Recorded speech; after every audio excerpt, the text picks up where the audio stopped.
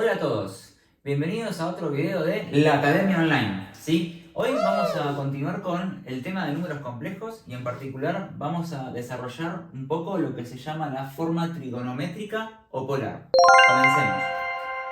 Bien, nosotros hasta ahora, cada vez que teníamos un número complejo z, a más i por b, pongamos un ejemplo, z1 igual a, no sé, 2 más i por 3, ¿sí? Nosotros lo que hacíamos en este caso era poder representar gráficamente este número complejo en el plano complejo, ¿no? Entonces el plano complejo en realidad era un plano cartesiano, ¿sí? De R2, ¿sí? Donde acá poníamos la parte imaginaria y acá poníamos la parte real, ¿sí? Y dibujábamos el complejo básicamente como un punto en este plano usando las coordenadas parte real y parte imaginaria. Básicamente aquí tendríamos por ejemplo el 2 y aquí tendríamos por ejemplo el 3, ¿sí? Y este punto que está acá, ¿sí? Cuyas coordenadas son el 2, 3, es el número Z1, ¿sí? Y en general representábamos de esta manera haciendo uso de lo que se llama la forma cartesiana, ¿sí? Esta forma, recordemos que se llamaba forma cartesiana. Bien. Y cuando hablamos de la representación cartesiana, básicamente hablamos de proveer dos elementos, el valor A y el valor B de Z. Con el valor A y el valor B queda completamente definido el número complejo Z y lo podemos representar en el plano complejo. Sin embargo, cuando miramos el número complejo que es un punto en el plano, también lo podemos pensar como un vector, ¿sí? Como un vector que básicamente va a ser algo, una flecha que empieza en el origen y llega hasta el punto, ¿sí? Que marcamos. Y generalmente los vectores los ponemos con una flecha, con un punto, ¿sí? Y este vector, o flecha, si queremos pensarlo de esa manera, tiene otras dos características que son el ancho, ¿sí? El largo, digamos, el largo del vector, que sería lo que conocemos como módulo, y el ángulo que forma respecto al eje horizontal, al eje de los reales, que es lo que vamos a llamar el ángulo o la fase de este vector. Digámosle el ángulo más fácil, fases para alguna notación más específica de aplicación, ¿sí? Entonces, en realidad, aquí tenemos lo que llamamos módulo, que lo vamos a anotar como módulo de z, ¿sí? Básicamente es la misma notación que siempre usamos, de que es la distancia cero, módulo de z, y este ángulo que está acá, ¿sí? Lo vamos a marcar como el ángulo θ, ¿sí? El ángulo θ, también hay algunos otros libros que usan alfa, phi, en definitiva cualquiera puede hacer el nombre, pero bueno, yo en este caso lo llamo θ, ¿sí? Entonces, tenemos dos elementos nuevos, ¿sí? Que vamos a llamar módulo y el ángulo o argumento de z, ¿sí? Y entonces lo que vamos a plantear en la forma trigonométrica o polar es, en lugar de escribir, en este caso 2 más i por 3, vamos a directamente escribir el módulo y el ángulo de este número complejo. Y vamos a plantear cómo podemos pasar de una forma a la otra, ¿sí? Que es la parte que nos interesa. Empecemos directamente planteando cómo ir desde la forma cartesiana, ¿sí? A la forma polar. Si yo voy de la forma cartesiana a la forma polar, lo que tengo entonces es el valor A y el valor de B. Estos son datos que tengo dados, ¿sí? ¿Cómo yo puedo calcular, conociendo A y conociendo B, el módulo de un número complejo? Esa es la pregunta que me hago y luego el argumento, ¿sí? O el ángulo. Bueno, si se fijan, ¿sí? Esto que tengo acá, ¿sí? Es de alguna manera, esto que tengo acá, es de alguna manera un triángulo, ¿sí? Vamos a dibujar ese triángulo. Yo acá tengo un triángulo, ¿sí? Rectángulo, ¿sí? Triángulo rectángulo. Tengo un ángulo que es este que está aquí, ¿sí? Que lo llamé θ. Y tengo este lado, ¿sí? Que lo llamé módulo de z, ¿sí? Este ancho, ¿sí? De este lado del triángulo, si lo miramos en el plano, es básicamente este valor 2, que no es más que el valor A, ¿sí? O sea que este lado es el lado A. Y de igual manera, este largo, ¿sí? Que está acá, si se fijan y lo miramos sobre el eje imaginario, es el valor que tiene B, ¿sí? En este caso 3. Entonces, aquí yo tengo un triángulo rectángulo al cual yo le puedo aplicar y puedo pensar en las operaciones trigonométricas elementales para poder calcular el módulo, ¿sí? ¿Qué puedo plantear acá? Bueno, si yo conozco A y conozco B, que eran los catetos, ¿sí?, de este triángulo rectángulo, puedo calcular el módulo, ¿sí?, de este ángulo o la hipotenusa, ¿sí?, de este triángulo, aplicando el teorema de Pitágoras. Entonces, básicamente, si recuerdan, el teorema de Pitágoras me decía que esto lo voy a calcular haciendo la raíz cuadrada de A al cuadrado más B al cuadrado, ¿sí? Y tan sencillo como eso. Y por otro lado, si yo quisiera calcular el argumento o el módulo θ, ¿sí?, dado A y dado B, ¿sí?, yo me basaba también en las operaciones trigonométricas, y si yo tengo A y B, voy a darme cuenta que yo podría plantear que la tangente del ángulo θ es igual a B sobre A. Dicho de otra manera, el arco tangente de B sobre A termina siendo θ.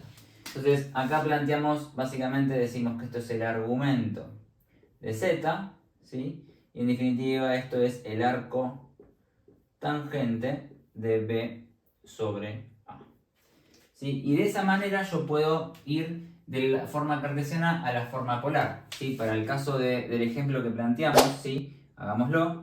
El módulo de Z1 va a ser la raíz cuadrada de 2 al cuadrado más 3 al cuadrado.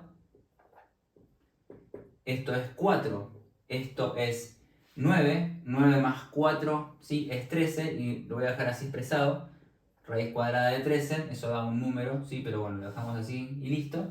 Y cuando quiero calcular θ, ¿sí?, esto que está acá, al final es el arco tangente de 3 medios, ¿sí?, que es más o menos algo así como 56 grados, ¿sí? 56 grados. Aproximadamente. Bien, entonces de esta manera pudimos mostrar cómo podemos ir de forma cartesiana a forma polar con este número complejo, ¿sí? Entonces diríamos que tienen un módulo de raíz de 3 de valor y un ángulo aproximadamente de 56 grados, que es este que está aquí. Si querés repasar un poco acerca de operaciones trigonométricas, triángulos, rectángulos y demás, te recomiendo que vayas al video que te pongo arriba a la derecha de la pantalla para que te cuenten más detalles sobre cómo relacionar y cómo obtener estos valores que tan rápidamente planteé acá. Bien, ahora vamos a hacer el caso contrario. Vamos a plantear cómo podemos hacer para ir de forma polar a forma cartesiana. Si estamos en forma polar, los valores que conozco son el módulo de z, ¿sí?, y el ángulo, ¿sí?, o el argumento θ. Estos son dos valores que conozco, ¿sí? Y lo que necesito calcular básicamente es cuánto vale A y cuánto vale B, ¿sí?, es decir, los dos elementos que forman parte de la forma cartesiana. Y para hacer eso, ¿sí?, nuevamente me voy a este triángulo rectángulo que tengo acá, ¿sí? Si aplicamos de vuelta conceptos de trigonometría, vamos a tratar de entender que si yo tengo que calcular A conociendo θ y z, ¿sí?, lo que yo tengo que aplicar acá es la propiedad del coseno, ¿sí? ¿Qué me decía el coseno de un ángulo?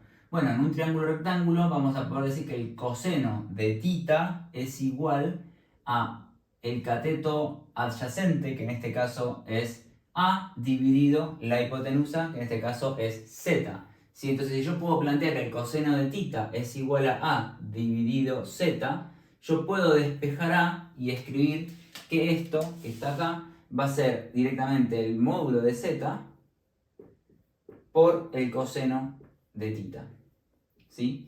Es decir, yo podría pasar dividiendo el z y llegaría a que el coseno de θ, como decíamos, es igual a dividido el módulo de z, ¿sí? Y de una forma muy análoga, cuando me voy a calcular b, yo aplico lo mismo, pero ahora no con el coseno, sino con el seno. ¿Qué me decían las propiedades trigonométricas? Que el seno de θ es igual al cateto opuesto, que en este caso es b, dividido la hipotenusa. Entonces, de otra manera, es que si yo quiero despejar b, voy a decir que b es igual al seno de θ por el módulo de z, que lo voy a escribir acá como está. Módulo de z por el seno, ¿sí?, de θ. Muy sencillo, si yo pusiera un ejemplo cualquiera donde, por ejemplo, el módulo de z, vamos a poner un complejo z2, ¿sí?, sea igual a 2 y el θ sea igual a 90 grados, vamos a ponerlo así, 90 grados, ¿sí? Ahora después lo vamos a dibujar para que se entienda. Vamos a aplicar esto que está acá y decimos, bueno, A va a ser igual a 2 por el coseno de 90, ¿sí?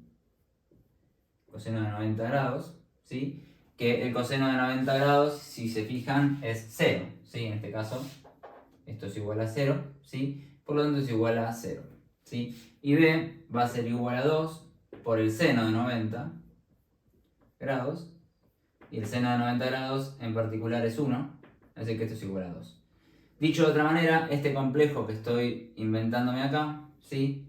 Si lo dibujo como A y B, ¿sí? Va a ser el A0 y el B2, o sea que va a estar acá.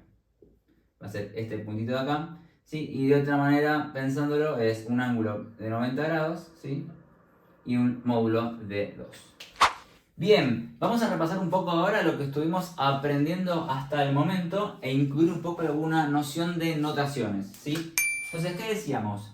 Yo aquí tengo el complejo Z en forma genérica escrito como A más I por B, ¿sí? Y este complejo yo lo puedo escribir en forma polar, ¿sí? Es decir, yo puedo calcular el módulo del número complejo Z, que va a ser igual a la raíz cuadrada de la parte real al cuadrado más la parte imaginaria al cuadrado, y también puedo calcular θ, ¿sí? Que es el argumento de Z, ¿sí? Y no es otra cosa más que hacer el arco tangente, ¿sí? De B sobre A. Bien, esto me permite a mí escribir este número complejo de forma siguiente. Voy a poder escribir Z módulo de Z por paréntesis coseno de θ más I por el seno de θ, ¿sí? ¿Y por qué digo esto? Porque si yo hago la distributiva acá, voy a llegar a que esto es módulo de Z por coseno de θ más I por módulo de Z por el seno de θ, siendo de alguna manera, ¿sí? Que esto va a terminar siendo igual a A y esto va a terminar siendo igual a B. Es decir, que yo también puedo escribir esto como que A es igual a módulo de Z por el coseno de θ y B va a ser igual al módulo de Z por el seno de θ. Entonces, de esta manera yo logré calcular o logré irme del lado de la forma polar y la forma cartesiana, ¿sí? Esta forma de escribir el número complejo, como decimos acá, es lo que conocemos como forma trigonométrica, ¿sí? Que hace alusión al nombre, ¿sí? Y ahora vamos a incorporar una nueva notación, ¿sí? Que se llama notación de Euler. La notación de Euler nos va a ayudar un poco a escribir menos, ¿sí? En definitiva, no escribir toda esta cosa que está acá como un choclo, ¿sí? ¿Qué nos dice la notación de Euler? Bueno, básicamente Euler definió que si yo hago el número e elevado a la i por un ángulo θ, esto va a ser igual, cuando pongo igual con un triangulito adelante estoy hablando de una definición, ¿sí? Algo que estoy inventándome, ¿sí? No tiene ninguna demostración, esto es una definición, ¿sí?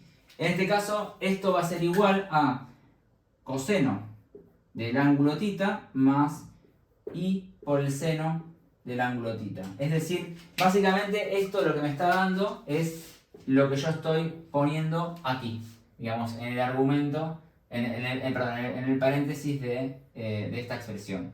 De manera tal de que yo podría escribir, aceptando esta notación, puedo escribir a z como módulo de z, o sea, el módulo del mismo número, multiplicado por e a la i, a la i θ, ¿sí?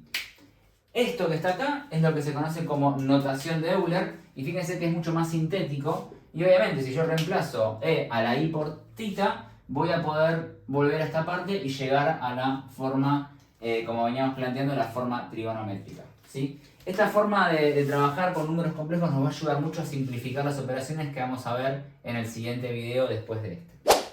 Muy bien, vamos a ver algo muy particular, ¿sí? Que necesitamos comentar respecto al arco tangente. Cuidado, ¿sí? Cuidado cuando usamos el arco tangente. Para explicar por qué hay que tener cuidado y tener algún que otro recaudo, vamos a comentar un poco sobre estos ejemplos, cómo sería el caso de calcular el θ para cada uno de estos cuatro números complejos.